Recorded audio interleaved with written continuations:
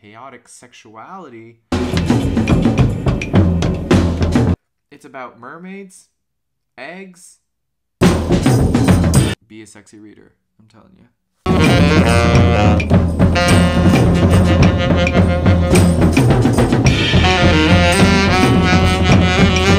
Hi, hello. It's your boy Nate. I read books because reading is sexy, and if you're not reading, you're not sexy. We made a big boo-boo. Big boo-boo. Okay, hopefully you can't hear that, but there's a dog barking outside. Hi, I'm in the corner of my little room in LA. Mind the Sleepless in Seattle poster here. Tom Hanks, Meg Ryan. I have bought a bunch of books over the course of 2022, and I'd like to show you some of them because I'm a hoarder. Let's get into it, shall we? Let's start with this. Tropic of the Sea by Satoshi Kon. If anyone's seen Millennium Actress, I believe it is, Paprika, same creator, he created this graphic novel, this manga. And yeah, it's about mermaids, eggs, and coming of age on the seaside town of a very sleepy part of Japan. Yeah, I love Satoshi Kon's work and would like to see what it's like in graphic novel form. So very interested to see how he creates narrative in imagery and the narrative form versus the visual feast he usually provides through his films. So yeah, Tropic of the Sea. Yeah, I haven't read any manga or like Japanese graphic novels in a really long time, so this should be quite the treat. Okay, after that we have the collected short stories of Otessa Moshfegh, Homesick for Another World. Does the Bay need an intro? We love her. We love our queen, Otessa Moshfegh. But I hear a lot of people actually prefer her short stories than her full-length novels, just because they're shorter and punchier and a lot more gross. So quite interested to see what this is like. And I think after I finish this, I've pretty much completed her oeuvre of literature, minus one short story she wrote for some art exhibit. Hi, this is future Nathan Potato Head from the editing room, here to say that I'm a fucking liar. I have not finished all of Moshfegh's work. I'm still missing Eileen. So we still have to read Eileen. And the book that I was talking about was my new novel, which was released by Gagosian. Yeah, with painting. Okay, bye. Excited to read this. We got Don Lee's Yellow. What is this? You know what's terrible is that I just buy books not knowing what any of them are about. I just look at the, like, come on, look at that cover. How could you not? It's so delectable. What is this? Okay, we've got interconnected short stories that are smart, sexy, wry, evocative, that paint a novelistic portrait of the fictional town of Rosarito Bay in California. We've got a cast of complex and moving characters. I think very much about Asian American narratives. Picked this one up because Elaine Sue of Disorientation read this, which prepared her to write her novel Disorientation. So picked that up. And yeah, I just love the cover so much. So I love that. We got How to Write an Autobiographical Novel by Alexander Chee. I've been wanting to read this for so long, ever since it was published, and I really do want to focus on sort of, yeah, what memoir, how much factual writing occurs in fiction and how to balance all of that. How to tell the truth yet decorate it in fiction And yeah, very curious about all of that. And yeah, Alexandra Chee does fantastic work, has this very beautiful network of other writers, and yeah, creates these flourishings, I think. He was even connected with Elaine Sue for Disorientation, so yeah, love what he does in the written world. And then I got A Girl is a Half-Formed Thing by Eimear McBride. Why did I pick this up? I think I don't know why I picked this up. I think I was thinking about C.J. Reed's rec about Paul takes on the form of another girl. Paul takes the form of another whatever. And I think I confused the title with this one and picked this up. But yeah, I don't know. I love that title. A Girl is a Half-Formed Thing. A young woman's relationship with her brother and the long shadow cast by his childhood brain tumor. Very interesting. Not so much a stream of consciousness as an unconscious railing against a life that makes little sense. Shocking, intimate insight into thoughts, feelings, and chaotic sexuality of a vulnerable and isolated protagonist. We love that. Sounds like a very good female coming of age story, so we'll eat this up. And of course, everyone's chaotic fave, Fernanda Melchor, Hurricane Season. I feel like everyone's pretty much read this, and I've yet to read it. I've read Paradise, which I loved tremendously, and I heard this one is a lot more atmospheric, setting based, so very curious to see how Melchor, does she write as well? She writes characters very well, and I'm wondering if she writes setting just as well, or setting as character. So very curious to know what this is. Hurricane Season. Okay, then I couldn't resist and got this really cute copy of Pnin by Vladmir Nabokov. And yeah, it's one of the great campus novels about a bumbling professor as an Russian expat and sort of maneuvers the ironies and farces of American life. Yeah, I mean, look at that. Great cover. I've read this before, but definitely at an age where I knew I wouldn't be able to appreciate it more than I would now. So, yeah. Not sure when I'll pick this up, but it was like $1. I had to pick it up. How could you not? It's great. Love me like a pulpy cover. Love that. Okay, then we got Revenge of the Mooncake Vixen. This was also one of the books that Elaine Sue was reading when she was writing Disorientation.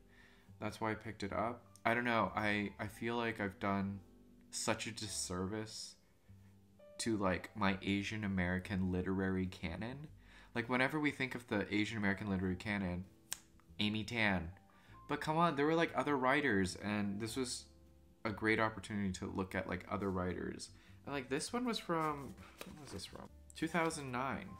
Yeah, I don't know. I just feel like I should be reading more Asian American writers.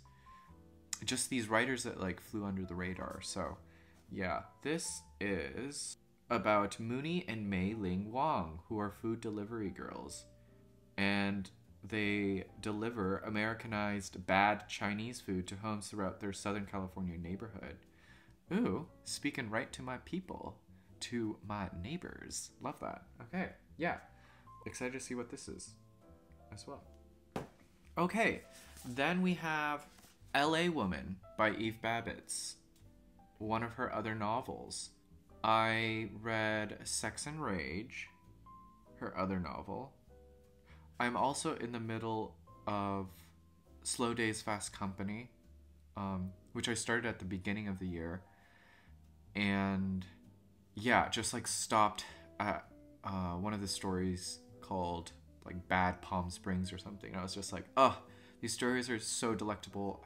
I gotta savor them. So I decided when I come back, I'll read the rest. So we're finishing that up. And yeah, I just felt like I wanted to, you know, finish the Babitz oeuvre. So we've got this. This follows Sophie, a 20-something Jim Morrison groupie, gliding through a golden existence in LA. And Lola, a German immigrant who settles in Hollywood in the 20s as a chauffeur for Pierce Arrow, who knows that Maybelline, mascara cakes, and Rudolph Valentino are the essences of life. Yeah. Sounds fun.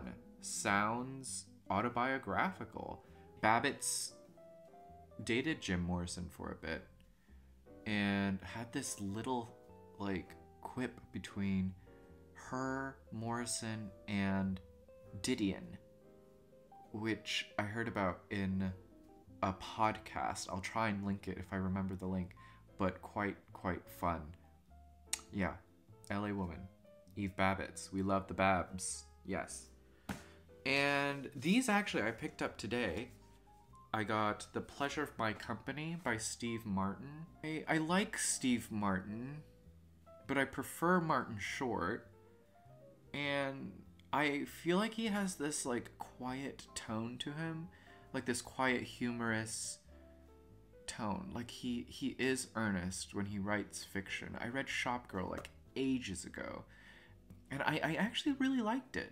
And I liked the film too. I don't know. There's just this like that early 2000s earnest quality to it.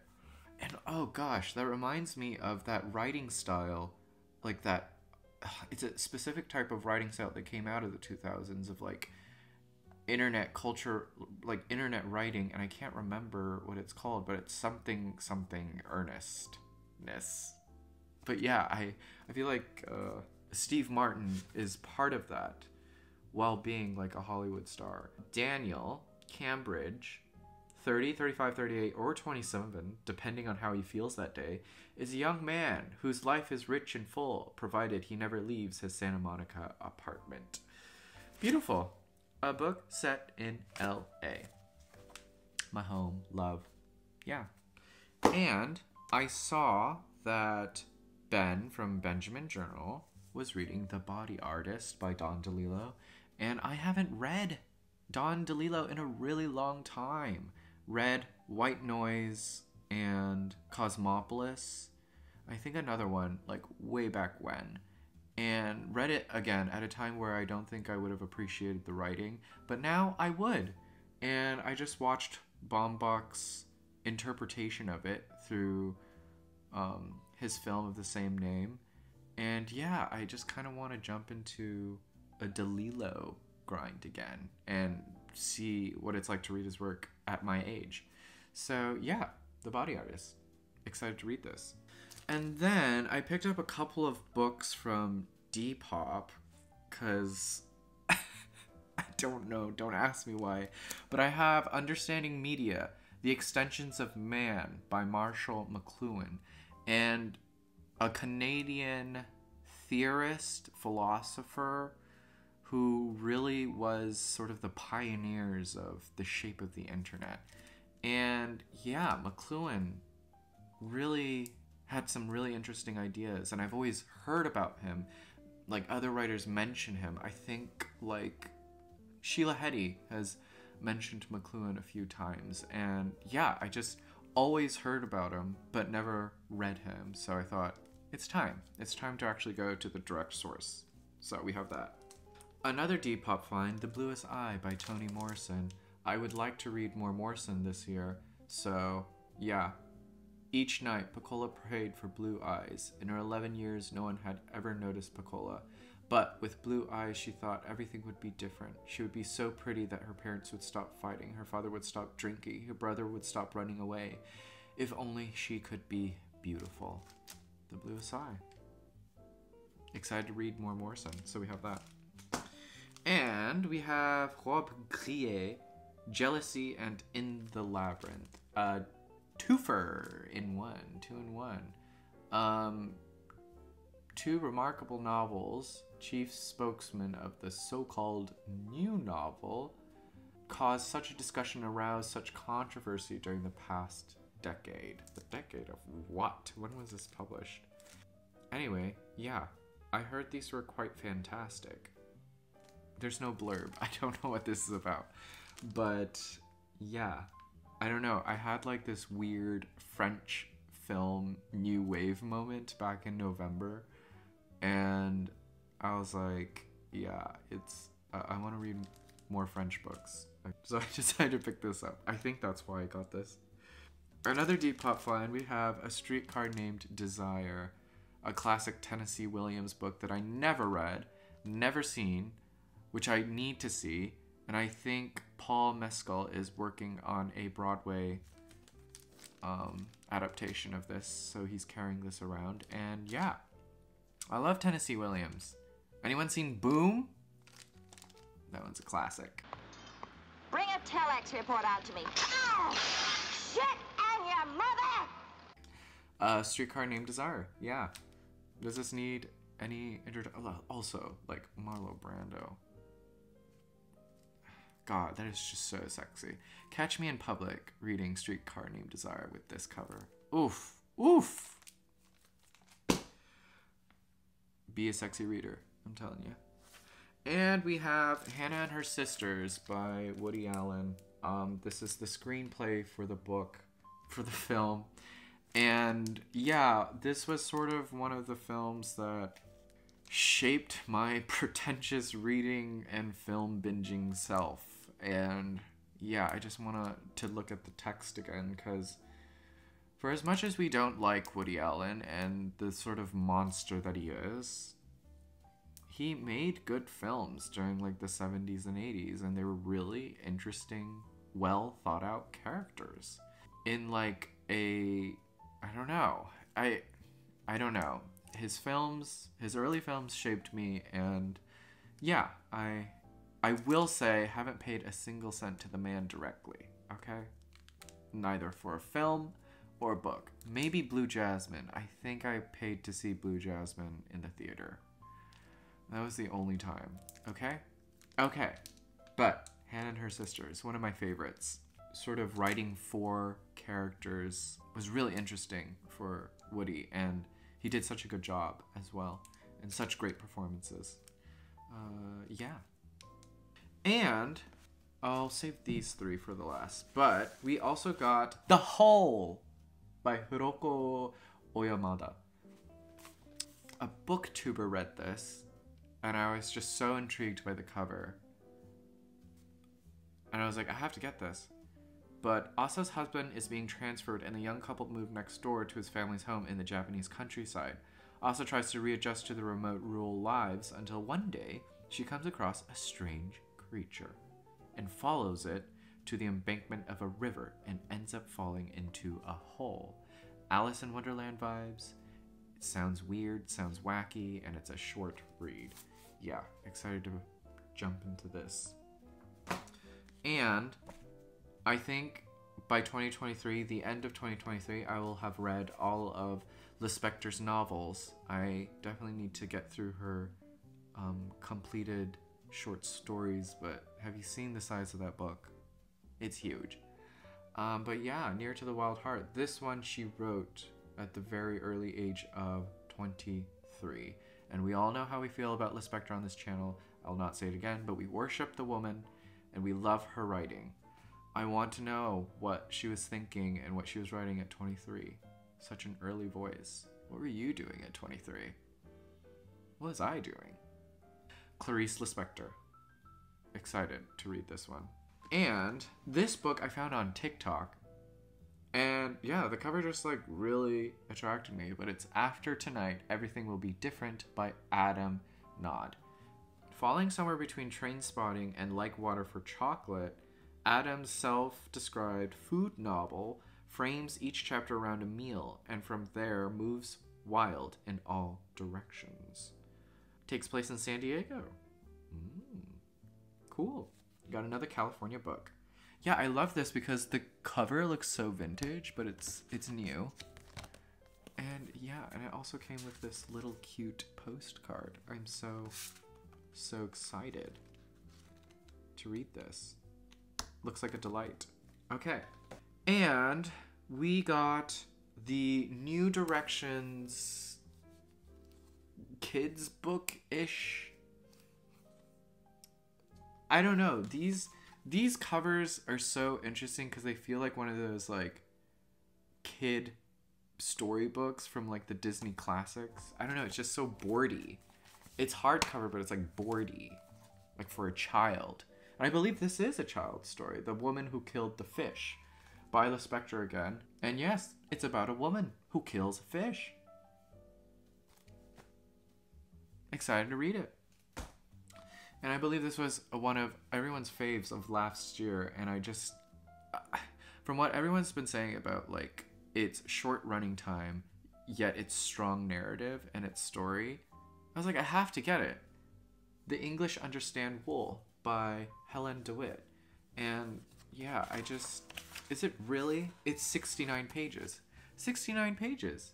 And it made people's top 10s. Like, that's wild. That's wild. I had to pick it up. It's about an amorality drama about a 17-year-old girl, the wilder shores of connoisseurship and the power of false friends. Excited to read this. And we have Tar Baby by Toni Morrison. And I found this copy for like $1, $2. I was just like, I had to get it. It's so Matisse-y. Look at this cover. Yeah, again, trying to read more Morrison this year. So, Toni Morrison, Tar Baby. What is this one about? Caribbean island, mansion overlooking the sea, cultivated millionaire, going through the rituals of living as if in a trance. Black servant couple. But yes, set on the Caribbean. Very interesting. Tar Baby, Toni Morrison. Okay, we're going down to our last few books here. My friend Ron, a photographer based in Japan, came out with his photo books of his friend Haruma. And yeah, we've got Before the Waltz and Haruma. And, oh, just hit myself with this book. Yeah, and it's just a collection of his photographs. And Ron, if you're watching this, love you. But also, Ron has such an eye of like capturing adolescence, mundanity in this like rich, nostalgic way. There's no way to describe it, but there's like this teenage angst and yearning that's so deep-rooted in his photos. And yeah, they definitely feel like memories that belonged to you in some parallel past that you've lived but you haven't. And yeah, it's just really fantastic, his stuff. Just really fun. The formatting of this is a lot of fun. So yeah, excited to take a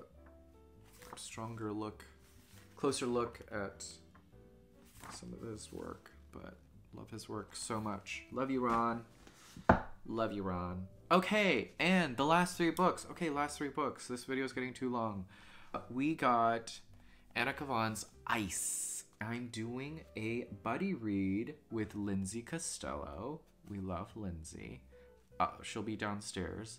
But this is supposed to be like a surreal psychological mess. Unnamed narrator competes with a man known as the Warden in an obsessive search to find and control an elusive Sith-like being with albino hair called the Girl. Sadistic pursuit, apocalyptic background, catastrophe of ever-enroaching ice. Yeah, Anna Kavan. Ice. Really excited to jump into this, as it's quite the winter read, is it not? Ice. Then we are doing a buddy read also with Katie James, Sula, another Toni Morrison book. This will start my Morrison journey into 2023. And book traces the lives of two black heroines from growing up together in a small Ohio town through their sharply divergent paths of womanhood to their ultimate confrontation and reconciliation. Fantastic. Sula. Excited to read this.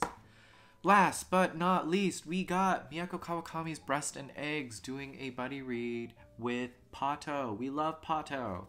And this one's a thickie. We're both scared. But I think it'll be less daunting when two people read it together. So, yes, we love Kawakami. We read Heaven last year, as well as All the Lovers in the Night, and I was truly blown away by Heaven. Loved sort of the shunji-wai teenage Japanese adolescence and angst that existed in that. And yeah, this one seems a lot different from both of those stories. And yeah, excited to see what Kawakami does with breast and eggs. And that is it. That is all of the books that I bought.